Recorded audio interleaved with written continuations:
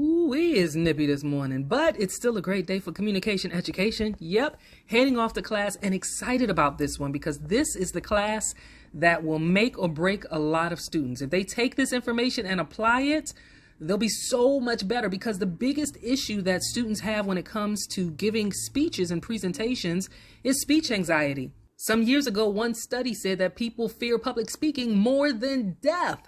My students are no exception. So we talked about speech anxiety, and in a minute I'll give you some strategies to overcome it.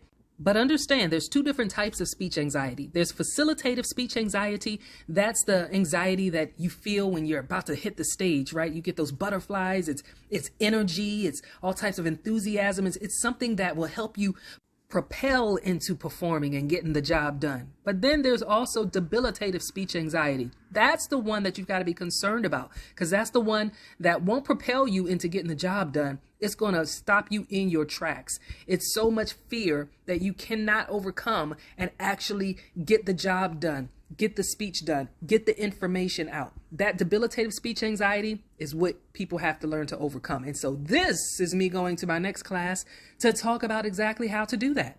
Now, the reality is you've got to really figure out what works for you, and you've got to do that. For some people, the whole process starts backstage before you ever get in front of an audience.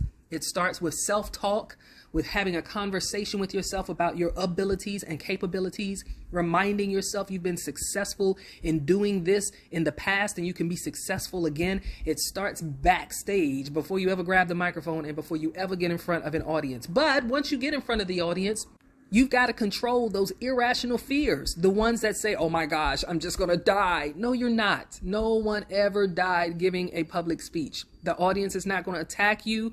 You might pass out if you don't breathe properly and if you lock your knees. But outside of that, public speaking is not going to take you out. So stop catastrophizing. Stop creating the worst case scenario and living in that as though it is your present. It is not. However, if you tell yourself it is, it will become that.